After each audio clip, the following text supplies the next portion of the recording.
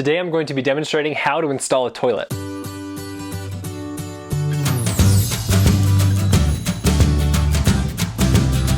What's going on? Welcome to today's video. My name's Colton, and today I'm going to be demonstrating how to replace or install a toilet that you previously removed. Or maybe you just don't have one and the flange is there, or someone else removed it and you just want to replace the toilet. Nevertheless, we're installing a toilet. Now this is just the install of the toilet. I will put a link down below in the description for how to remove a toilet. Hopefully these short videos will help. Going into this video, one personal preference you'll have to keep in mind is I prefer using extra thick wax rings. It has a higher probability of getting that correct seal that you want. Now the tools that I use for this project are tape, a wax ring, a socket wrench, and an adjustable wrench. The time that it took me to complete this project was about a half hour. So let's get started. This is where I'm going to reinstall the toilet. When replacing the toilet, it may be difficult to see the flange bolts, so lay down some tape to extend the mark, making the reinstall a lot easier, and remove anything that covers the pipe. Grab your new wax ring and pull back the plastic. I like to use extra thick because it has a higher chance of securing the seal when you place the toilet down on the flange. Now take your wax ring and put it on the flange. Make sure the wax ring is funneled down and try not to touch the wax ring. You technically only have one chance to get this right. Make sure all of the old wax is removed from your old toilet. Grab your toilet, and if you're lifting by yourself, you want to lift near the tank, or you may want help. As you set the toilet down, you're going to want to line up the toilet bolt holes with the tape and then slowly set it down. Now depending on the room temperature and how long your wax ring was in the room, your toilet may go down really easy and mold to the flange, or you may have to apply a little bit of pressure. And when you apply pressure, make sure it's an even distribution and you don't just sit on it right away. You should have these toilet washers with a groove down that hug the flange bolts. Grab a regular washer and a nut, hand tighten it, and then tighten it all down. You don't want to tighten it too tight to crack the porcelain toilet, and you want to make sure when you are tightening it, you are doing an even distribution.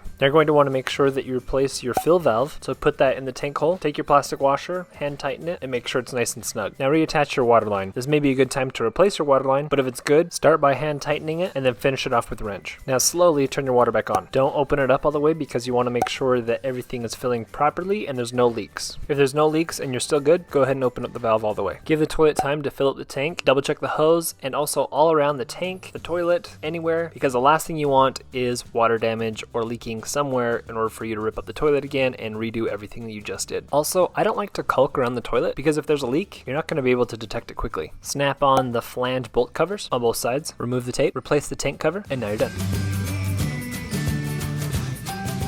Thank you so much for checking out today's video. If you liked what you just watched, consider subscribing and also give it a thumbs up. If you want to see other project videos that I've completed in the past, go ahead and click this link right up here. And if you want to see other how-to videos specifically related to this bathroom renovation project, click this link right here. Thanks again for watching, and we'll see you next time.